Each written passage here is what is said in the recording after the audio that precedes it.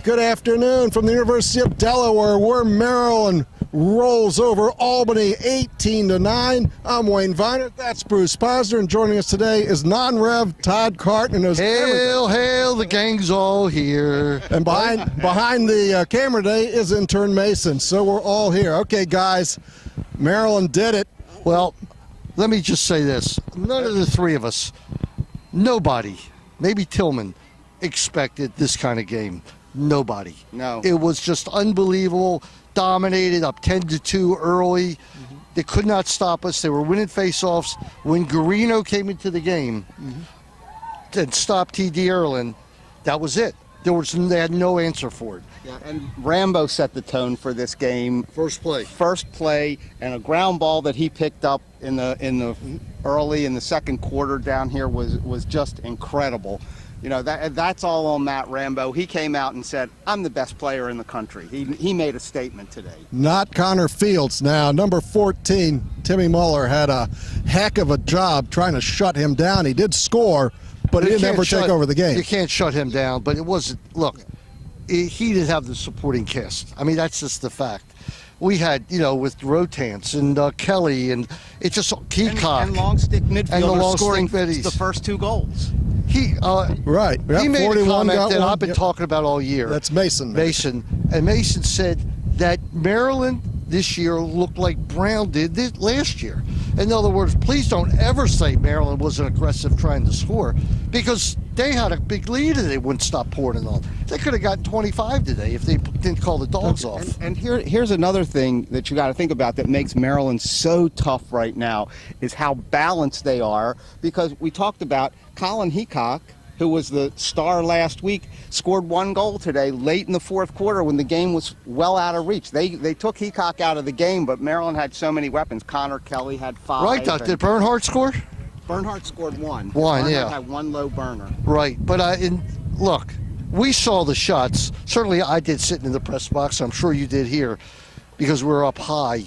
Those shots were no-brainers. Most of the shots Maryland took early on could not be stopped by anybody. Maybe a great goalie would have gotten 1 or 2, but it was a firing squad. It was, and we will talk about what it's like to go up against a John Tillman team after he has a week to prepare for you.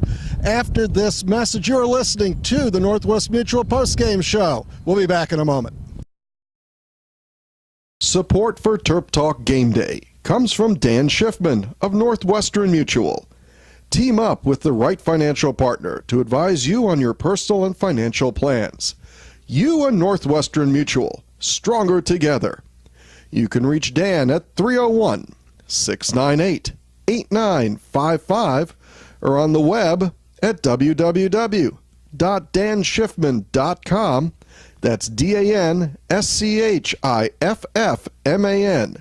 danschiffman.com and 301-698-8955. We're back here live in Delaware as Maryland prepares to move on to the Final Four in Boston. We'd like to thank Meyer Consulting Engineers of Rockville, Viener Consulting, Northwest Mutual, all for their sponsorship this season. It's been a great season. Bruce, Todd, you brought up what it's like to go against Tillman after he's had a week to prepare. Tell me about that. Go ahead, Todd. You brought it up. Well, it's just, when Maryland played Albany the first time, you had 3 days to prepare. You were coming on Wednesday. They still managed to beat them on a home field where Albany has a great advantage. And now Tillman has a week to prepare. And they dissected Albany's defense like it was drills today. I mean, They did. So what do you make of the great power that is Denver that we face? Well, Denver's got Trevor Baptiste now. T.D. Erlin was supposed to be all of Trevor Baptiste. And Trevor Baptiste plays. 21 for Denver, face-offs, 21 for 22 yesterday. But John Tillman has a week to prepare. And I don't know what he's going to do, and I don't know how he's going to prepare for it. But we have a 3-headed monster at face-offs. And if Maryland can hold their own with Denver with face-offs, Maryland will win the game. And I think it's that clear. And we need to win this game because of a fellow CC, Mr. Canizero. Yeah. And if he's watching this tape. Which I'm not sure he really is. Let's bring Mason in for the second Mason, half. we got a I'm going to step out here. for a moment. Mason, talk about your goalie friend, Towson. Talk about the Towson goalie because he was miraculous today. Matt, Hoy, Towson. I mean, Syracuse could have been the cardiac Cuse again, but Hoy, 2 huge saves down the wire. Wootengrad, where I go, and just really proud. You're in his footsteps, kind of. And as a goalie, you had to be happy with Dan Morris. Yeah, Dan Morris, I feel for him, it's about that first couple of saves which he got, which Todd said earlier, and that's always a good omen. Yeah, but I noticed one thing about Dan Morris today. Very good on the clears.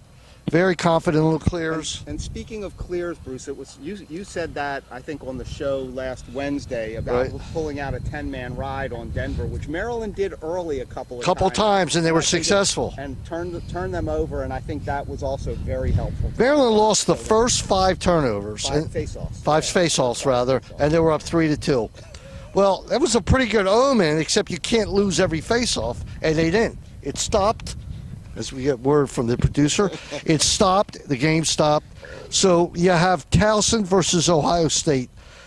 You better bring your boxing gloves for that game, because those 2 teams, Towson's one of the toughest, roughest teams I've seen, and they just pummeled Syracuse today. And I'd like to make two more points. One, where's the ACC in the Final Four? Absent.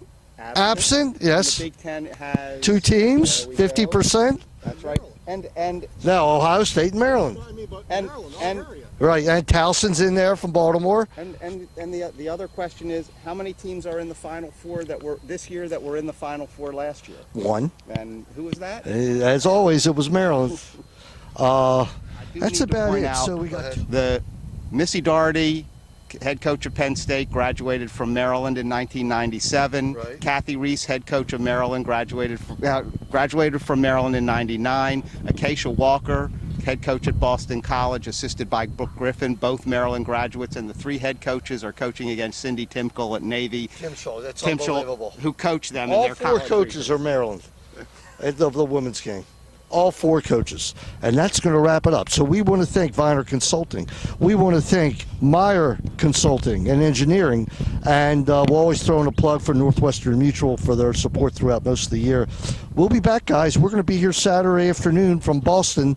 And we'll be here Sunday as well. And hopefully, I pray, we'll be there on Monday if they're lucky enough to get past Denver, it'll be Towson or Ohio State, and neither of which will be easy.